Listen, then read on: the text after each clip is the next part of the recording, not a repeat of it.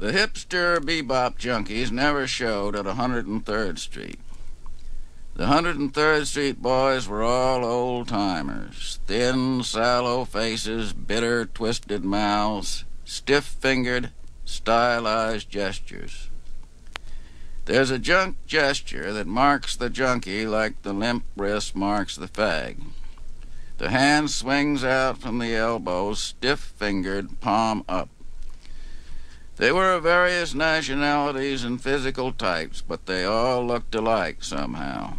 They all looked like junk. There was Irish, George the Greek, Penapon Rose, Louis the Bellhop, Eric the Fag, the Beagle, the Sailor, and Joe the Mex. Several of them are dead now. Others are doing time.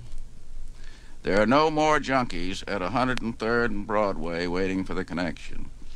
The connection has gone somewhere else, but the feel of junk is still there.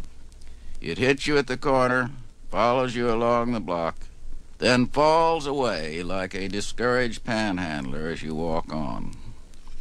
Joe the Mex had a thin face with a long, sharp, twitchy nose and a down-curving, toothless mouth. Joe's face was lined and ravaged, but not old. Things had happened to his face, but Joe was not touched. His eyes were bright and young. There was a gentleness about him, common to many old-time junkies. You could spot Joe blocks away. In the anonymous city crowd, he stood out sharp and clear, as though you were seeing him through binoculars. He was a liar, and like most liars, he was constantly changing his stories, altering time and personnel from one telling to the next. One time he would tell a story about some friend. Next time he would switch the story around to give himself the lead. He would sit in the cafeteria over coffee and pound cake, talking at random about his experiences. We knew this Chinaman has some stuff stashed, and we try every way to make him tell us where it is. We have him tied to a chair. I light matches. He made a gesture of lighting a match, and put them under his feet. He won't say nothing. I feel so sorry for that man. Then my partner hit him in the face with his gun, and the blood run all down his face. He put his hands over his face and drew them down to indicate the flow of blood. When I see that, I turn sick at my stomach, and I say, let's get out of here and leave the man alone. He ain't going to tell us nothing. Louis was a shoplifter who had lost what nerve he ever had. He wore a long, shabby, black overcoat that gave him the look of a furtive buzzard. Thief and junkie stuck out all over him. Louis had a hard time making it.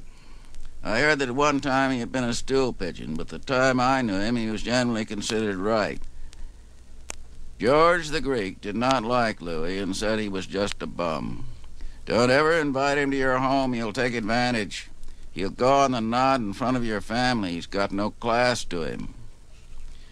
George the Greek was the admitted arbiter of this set. He decided who was right and who was wrong. George prided himself on his integrity. I never beat nobody. George was a 3-time loser. The next time meant life as an habitual criminal. So his life narrowed down to the necessity of avoiding any serious involvements. No pushing, no stealing. He worked from time to time on the docks. He was hemmed in on every side, and there was no way for him to go but down. When he couldn't get junk, which was about half the time, he drank and took goofballs. He had 2 adolescent sons who gave him a lot of trouble. George was half sick most of the time in this period of scarcity, and no match for these young louts.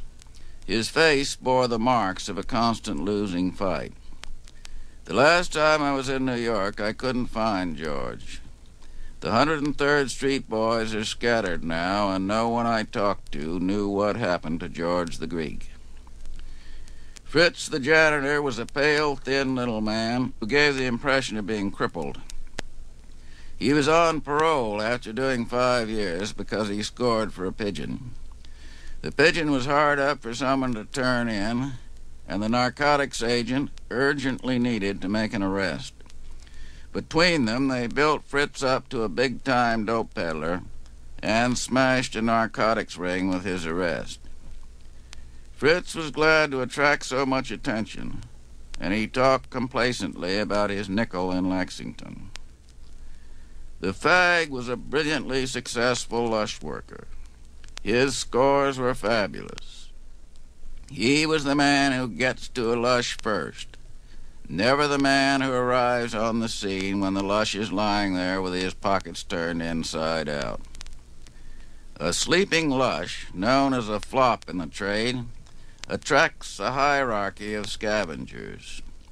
First come the top lush workers, like the fag, guided by a special radar. They only want cash, good rings, and watches. Then come the punks who will steal anything. They take the hat, shoes, and belt.